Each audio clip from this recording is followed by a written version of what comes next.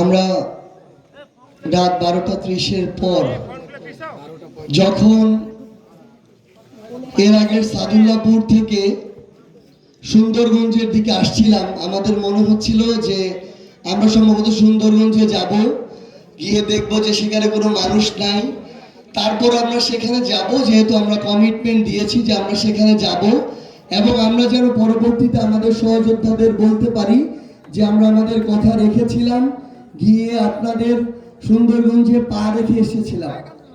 কিন্তু এখানে এসে রাত 1:45 আজকে যে চিত্র দেখতে পাচ্ছি, আমি আপনাদেরকে শুধু একটা কথাই বলি, আজকে আপনাদের এই দৃশ্য আগামীতে বাংলাদেশের গণমানুষের জন্য রাজনীতি করার আমাদের কমিটমেন্টকে 1000 গুণ আরো বাড়িয়ে দিবে।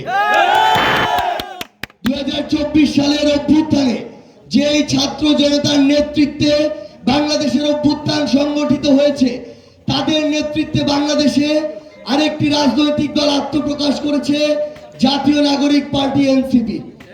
আজকে আমরা বাংলাদেশের উত্তরাঞ্চলে অন্যতম পিছিয়ে পড়া একটি জেলা গাইবান্ধার যে সুন্দরগঞ্জ, সেই উপজেলায় রাত প্রায় 1টার দিকে দাঁড়িয়ে আছি।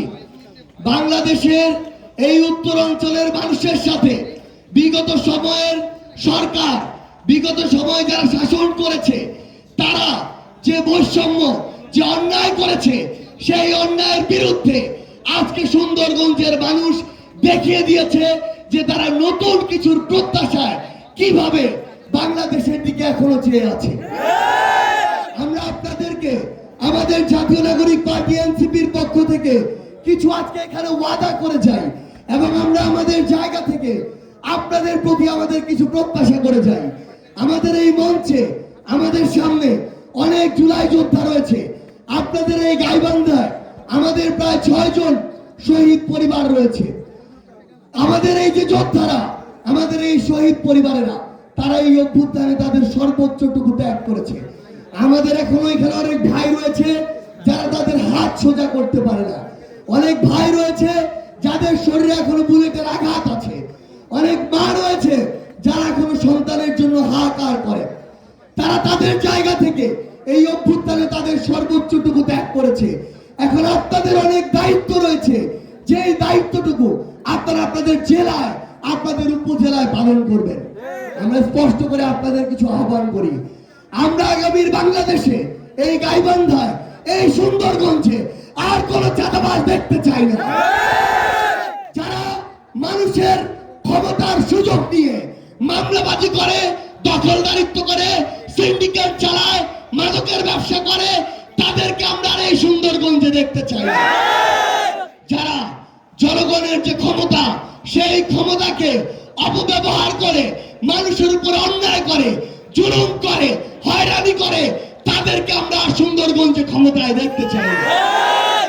আমরা স্পষ্ট করে আপনাদেরকে আহ্বান করি, এই সুন্দরগঞ্জ, এই গাইবান্ধায় যে কোনো সরকারি অফিস আদালতে যে কোনো কর্মকর্তা কর্মচারী যদি জনগণের সেবক না হয়ে পক্ষক হিসেবে কাজ করে, শাসক হিসেবে কাজ করে, তাদেরকে আমাদের ঐক্যবদ্ধভাবে রুখে দিতে হবে। একটা জিনিস মনে রাখতে হবে, কোন একজন সরকারি কর্মকর্তা কর্মচারী তারা জনগণের সেবক, তারা যদি সেবা করে, জনগণকে ততটুকু সম্মান করে, শ্রদ্ধা করে, জনগণের জন্য কাজ করে, আমরা তাদেরকে সর্বোচ্চটুকু সম্মান করব। কিন্তু জনগণের সেবকের নামে কেউ যদি কথা বলার আগে টাকা চায়, কেউ যদি সেবা করার নামে জনগণের শোষক হয়ে ওঠে, তাদের বিরুদ্ধে আমাদের ঐক্যবদ্ধভাবে দাঁড়াতে হবে। আমরা বাংলাদেশের কোন উপজেলায় স্বাস্থ্য কমপ্লেক্সে আর এমন কিছু চাই না যে একটা বিল্ডিং দাঁড়িয়ে থাকবে, সেখানে না আছে ডাক্তার, না আছে চিকিৎসা, না আছে ওষুধ। খালি রোগী আসলে হয় 2টা প্যারাসিটামল লিখে দেয়, না হলে রেফার করে দেয়। আমরা বাংলাদেশের কোন উপজেলায় আর এই ভূমি অফিস চাই না, যে এই ভূমি অফিস চাঁদাবাজির ঘুষের এক একটা আখড়া হয়ে ওঠে। আমরা বাংলাদেশে আর কোন থানাতে এমন চাই না যে থানা একটা মামলা নেওয়ার জন্য, একটা কাজ করার জন্য, আসামি ধরার জন্য কথা বলার আগে টাকা দিতে হয়। আমরা বাংলাদেশের কোন উপজেলায় আর এমন নেতা চাই না যেই নেতা 5 বছরে একবার জনগণের কাছে যায় ভোটের আগে, ভোট শেষ হওয়ার পরে পরের 4 বছর 11 মাস আর খোঁজ থাকে না। আমরা আপনাদেরকে আহ্বান করি, আমরা আমাদের জায়গা থেকে নিজের যে দায়িত্বটুকু সেটুকু যেন পালন করি। আমরা বিগত বছরগুলোতে দেখে এসেছি, আমরা অনেক বড় বড় কথা বলে বিভিন্ন রাজনৈতিক দলকে বলি যে তারা পরিবারতান্ত্রিক রাজনৈতিক দল চালায়। দাদা এক সময় ছিল নেতা, বাবা নেতা, ছেলে নেতা, এরকমই তো হয়ে এসেছে, তাই কিনা? কিন্তু এখানে আমাদেরও একটা দায় আছে। আপনারা আরেকটা জিনিস মিলিয়ে নিন, আমাদের এই সুন্দরগঞ্জে, আমাদের এই বাংলাদেশে ভোটারদের ক্ষেত্রেও একই চিত্র দেখা যায়।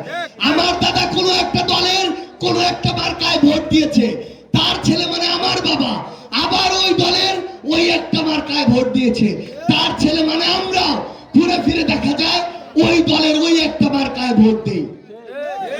আমরা যে কাজটা করি এটাও তো পরিবারতন্ত্রের আরেকটা বহিঃপ্রকাশ। আমাদের নিজেদের বিবেক বোধ নাই, আমরা আলাদা মানুষ না, তাহলে কেন আমাদের এমন একটা চিন্তা হবে যে ওই মার্কায় ওই দলে যদি আমি ভোটটা দেই তাহলে আমার মান সম্মান থাকবে না? একটা মানুষ ভালো হোক আর না হোক, ভালো কাজ করুক আর না করুক, সৎ হোক আর না হোক, অন্যায়ের সাথে তার সম্পর্ক থাকুক আর না থাকুক, একটা মানুষ ন্যায়ের পথে থাকুক আর না থাকুক, কেন অন্ধভাবে দাসের মতো শুধুমাত্র দল আর মার্কা দেখে তাকে আমার ভোট দিতে হবে? আমরা এই সুন্দরগঞ্জে আপনাদেরকে আহ্বান করি, আগামীর বাংলাদেশে আমরা যারা নাগরিক আছি, আমাদের নিজেদের ঘর থেকে আমাদের দায়িত্বটুকু আমাদের পালন করতে হবে। আমরা যেন দল কারা না হই, আমরা যেন মার্কার দাস না হই, আমরা যেন ব্যক্তির পূজারী না হই, আমরা যেন আমাদের জায়গা থেকে যেই মানুষটা ভালো, সে যে দলেরই হোক না কেন, সেই মানুষটাকে আমাদের প্রতিনিধি নির্বাচিত করি। আরেকটা জিনিস আমাদের করতে হবে, আমাদের স্থানীয় পর্যায়ে যে জিনিসটা দেখা যায় যে বিভিন্ন দলের নেতা কর্মীদের মধ্যে নিজেদের ভিতরে কামড়া কামড়ির জন্য এলাকার উন্নতি হয় না। এক দলের মানুষ ভালো কিছু করার যদি চেষ্টা করে আরেক দল এসে বাধা দেয়, কারণ সে যদি ভালো কিছু করে ক্রেডিট তো তার হয়ে যাবে, সে যদি ভালো কিছু করে পরের বার সে তো বেশি ভোট পাবে। এই জন্য নিজেও ভালো কিছু করার ক্ষমতা রাখে না, আবার ভালো কিছু করতেও দেয় না। যারা আমাদের এই স্থানীয় উন্নয়নের ক্ষেত্রে এইরকম বাধা হয়ে দাঁড়াবে তাদেরকেও আমাদের প্রতিহত করতে হবে। আমাদের স্থানীয়ভাবে এলাকার উন্নতির জন্য এই যে অন্ত এবং আন্তদলীয় কামড়াকামড়ি, এটা আমাদের ঐক্যবদ্ধভাবে বন্ধ করতে হবে। নেতাদের মুখের উপরে বলতে হবে যে যারা নির্বাচনের আগে 500-1000 টাকা পকেটে ঢুকিয়ে আমার 5 বছরের সবচেয়ে বড় গণতান্ত্রিক অধিকার ভোটাধিকার কেড়ে নেয়, তারা কোনোদিন আমাদের নেতা হতে পারে না, তারা আমাদের সবচেয়ে বড় শত্রু। ওই টাকা তাদের মুখে ছুঁড়ে মারতে হবে। একটা জিনিস মনে রাখবেন, একটা দেশ, এই রাষ্ট্র আপনাকে 5 বছরে একবার আপনার নেতা নির্বাচন করার সুযোগ দেয়। দয়া করে ওই 5 বছরে একবার আমরা যেন নিজের বিবেককে বন্ধক না দিয়ে দিই, আমরা যেন আমাদের ওই বিবেক বোধটুকুকে ওই সময় কাজে লাগাই। ওই একবার যদি আমরা কাজে না লাগাই, পরের 5 বছরে ওই নেতা যত কুকাম করবে, অপকর্ম করবে, তার দায় আমরা কখনো এড়াতে পারি না।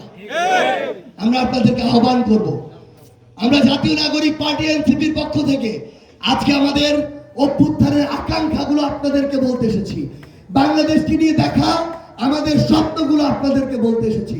আপনারা এগুলো ভেবে দেখবেন, পরিবারের মানুষদের সাথে কথা বলবেন, আপনার প্রিয়জন বন্ধু বান্ধবের সাথে কথা বলবেন, চায়ের টেবিলে এই বিষয়গুলো নিয়ে কথা বলবেন যে আপনাদের এই সন্তানেরা, ভাইয়েরা আজকে রাত 1টায় এই সুন্দরগঞ্জে দাঁড়িয়ে আপনাদেরকে কষ্ট দিয়ে যে কথাগুলো বলে গেল, এই কথাগুলোর আসলে যৌক্তিকতা আছে কিনা।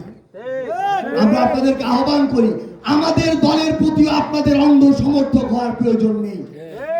আমাদের দলের এখন পর্যন্ত জেলা উপজেলার কমিটি হয়নি। কমিটি হওয়ার পরে যদি কেউ এই স্পিরিট আকাঙ্ক্ষার সাথে বিশ্বাসঘাতকতা করে, জনগণের যে স্বপ্ন আকাঙ্ক্ষা সেটা নিয়ে কাজ না করে ব্যক্তি স্বার্থকে প্রাধান্য দেয়, তাহলে ওই ব্যক্তিগত প্রয়োজনে আপনারা বয়কট করবেন। কিন্তু আমরা চাই যে মানুষটি ভালো, সেই মানুষটি যদি এনসিপির হয়, অন্য কোনো রাজনৈতিক দলের হয়, সেই মানুষটিকে আপনাদের নেতা করে আপনাদের এই সুন্দরগঞ্জ, গাইবান্ধা তথা বাংলাদেশের সামনে এগিয়ে যাওয়ার পথকে আপনাদেরকে নতুন করে তৈরি করে দিতে হবে।